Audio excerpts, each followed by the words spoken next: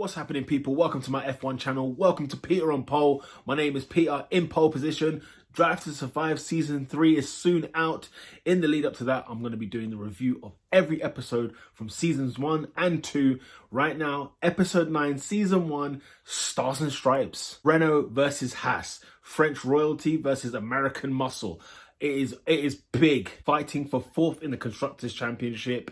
We are at the home state of Haas, which is in America, in Texas, for the Austin Grand Prix. This is a big thing for Haas at the moment. Haas were a team that you would have probably said, you know what, being fourth would be, you know, being in fifth place as they are currently would be a miracle, but they are fighting for fourth in the championship, the best of the rest, and they're going head to head with Renault, who started off the season very well. They were in fourth, comfortably in fourth, but all of a sudden, things haven't gone their way. Guess what? Do you remember the Romain Grosjean episode? Well, Grosjean has now picked up the pace. He's been performing well alongside with Magnussen, and they are within touching distance of fourth. They've got the upper hand. The car seems faster. They head into Austin, and basically it's up for grabs. The home Grand Prix, the American fan base, they are loving what they're seeing Haas do. They are all here for them, and so this is the crunch time. This is what really makes it the be all and end all for clinching fourth place. What a turnaround for Romain Grosjean. He's got a new contract along with Kevin Magnussen for Haas for next season, so it looked like they'd got their stuff together, straightened things out. They are still together now for next season. So what a turnaround it's been. Don't forget to check out the episode of Keeping Your Head, which was more so about Romain Grosjean and his mentality, his character, and all the things he was going through earlier in the season. To think that he's got a new contract now is almost unthinkable because of what happened in the earlier part of the season. And finishing fourth for them in the championship would be great, but it's even better, especially ahead of Renault. We move on to Renault, who have got the sort of the tagline of the sleeping giant. This is a team who've won championships before, and in fairness to them, their aim this year was to fight for third and fight in the top three, be amongst the big crew. But instead, what's happened is they were comfortably fourth at the start of the season, and then they started lagging behind. And it's almost like, you know, Renault have poured money. They're a big manufacturing company. They are huge. The Paris-based company, massive across the world. And so this is important. They cannot get beaten by Haas, because Haas, being a new team, a small team in America, up against like I said, the French royalty, up against the team that has won championships before, who have won titles, whether they're a constructor or just an engine supplier. They have got the pedigree in Formula One. And they are looking to keep on to that place. The form is going the other way, so this race is just as important for Renault. I love how they make fighting for fourth place really count and really care, because, you know, it's easy to think in Formula One, if you're not talking about the leader, the championship winner, the race winner, then what's the point of watching the rest? The midfield pack, however, in Formula One is very, very entertaining. And you've also got it's like you've got three stages on the grid. You've got 10 teams. You've got maybe the top three are fighting for the first. Then you've got that, you know, fourth to like seventh position. Those teams there are all fighting each other to get in the head of the rest, if that makes sense. So the midfield is really stacked. And then you have like the last three who are fighting to make sure they don't finish last. So that's another battle in and of itself. And that's one thing I love about Formula One, especially about the 2020 season that took place, because you really had those three separate competitions, those three separate rivalries.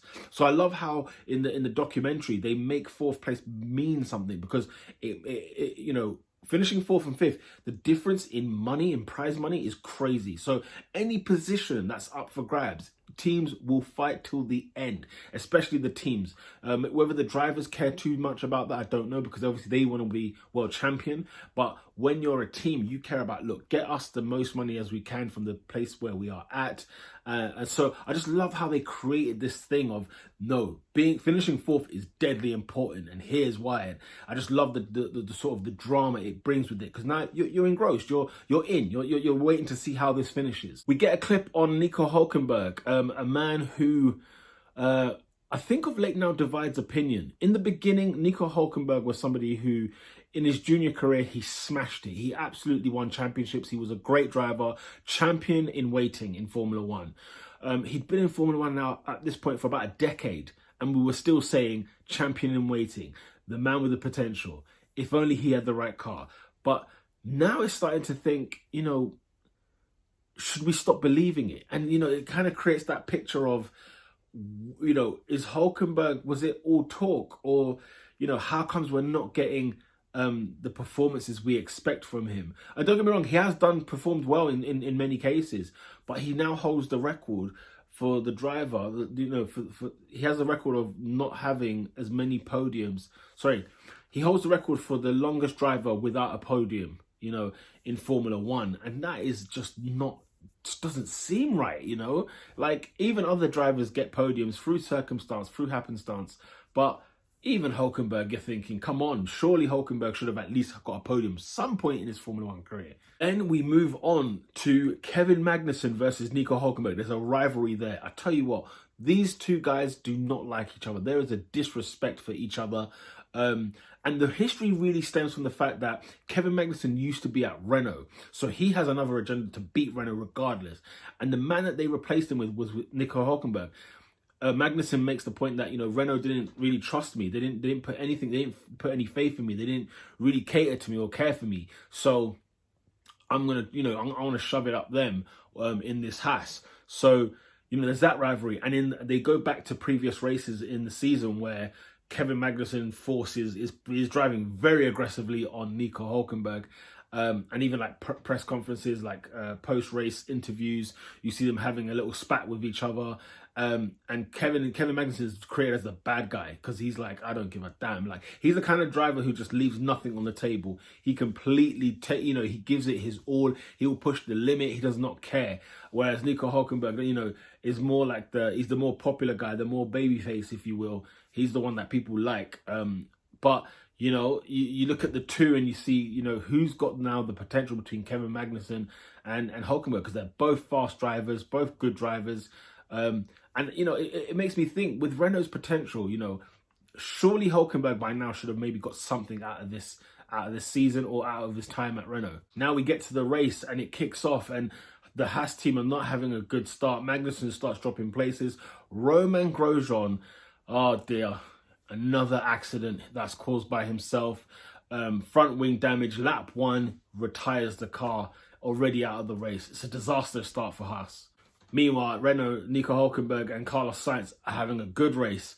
So the deck is up against Haas now. They're down to one driver and Renault are doing very well. Grosjean, however, when he comes back to the pit lane, he spots something about Carlos Sainz when he overtook, that he went off the track and he kind of gained an advantage.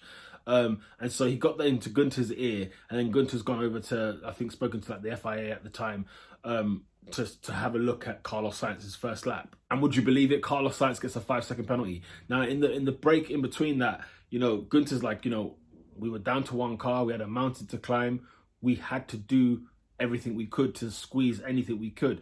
We couldn't just sit back and hope we get lucky. That's not what it's like in Formula One. So it was amazing to see that Grosjean puts something on Gunter's radar, and Gunter goes and pursues it, and they get a 5-second penalty against Carlos Sainz, which of course helps Haas.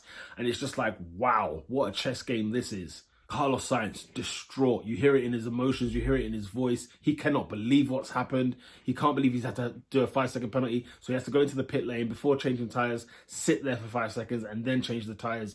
And he was saying that, 5 seconds might be quick, but when you're in the car, it's like an eternity. It takes forever to do so. Then there's a clip of Romain Grosjean with a little smirk on his face, and you just know that he's looking at Magnussen pushing, and he's thinking, yeah, man, I'm helping the team. And it's so rare, I think, you get to see this in Formula One, but it made it more important why they needed to have both drivers out there, because usually the drivers just care about winning the title and caring about themselves.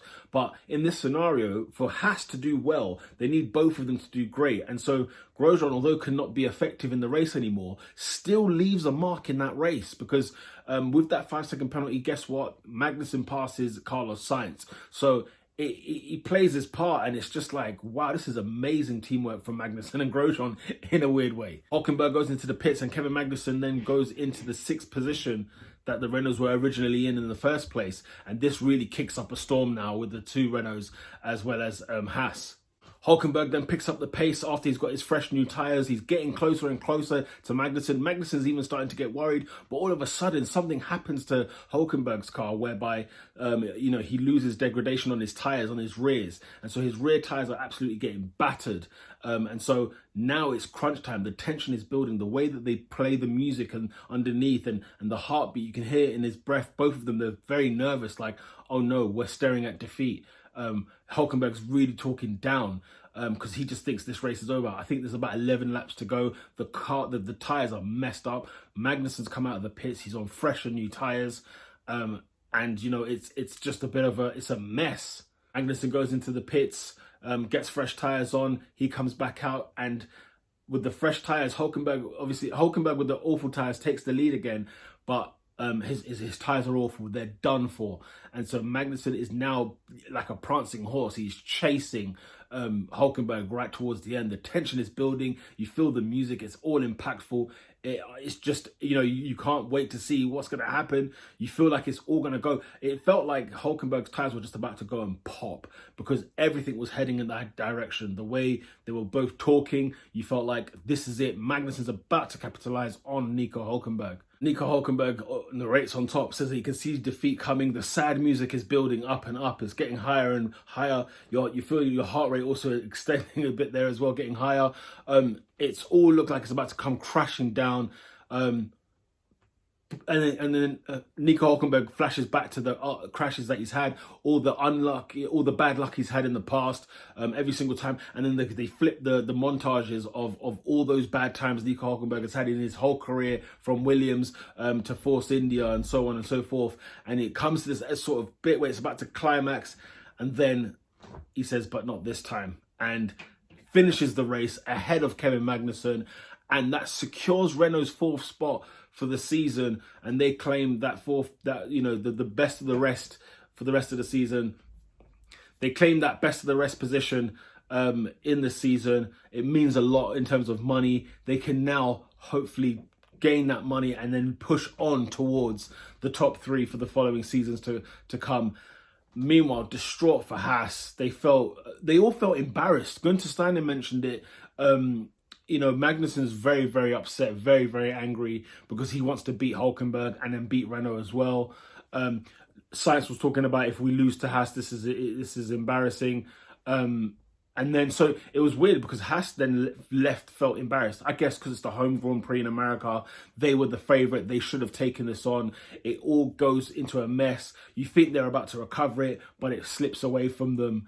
And it just, the way it kind of ends is quite strange. Like, they are embarrassed and they all feel like they should have done better in that scenario. But yeah, it's just amazing how in the end, Haas would have probably bit your hand off to fight for 4th in the season. The fact that they were so close and lost it in their home Grand Prix, you take it away out of context, they're absolutely furious. They're absolutely embarrassed. They can't believe this has happened. And remember, they've signed up Grosjean and Magnussen to a contract for next season. So it's not like they can just change that. And I'm sure if Gunther he would have cancelled the contracts. Maybe kept Magnussen, but he would have definitely cancelled out Grosjean's contract because Grosjean not being in the race cost Haas that 4th position. So just when you see the lows of Grosjean and we get to the highs, we don't even get to see the footage of the highs. He just ends up on a high, but we get the footage of him again and it comes crashing down yet again. That was that episode. Please comment below on what your thoughts were about this race, about this episode, the race, the entire Netflix series up here. We're episode 9. The next episode, the final episode, episode 10 out of 10, season 1, Drive to Survive. It's been a great journey with you guys. I've thoroughly enjoyed watching this and taking notes and analysing the episodes. It's been nothing but great fun. Let me know in the comments below. Hit the like button if you like the video. Subscribe to the channel if you haven't already. With that said, lights out.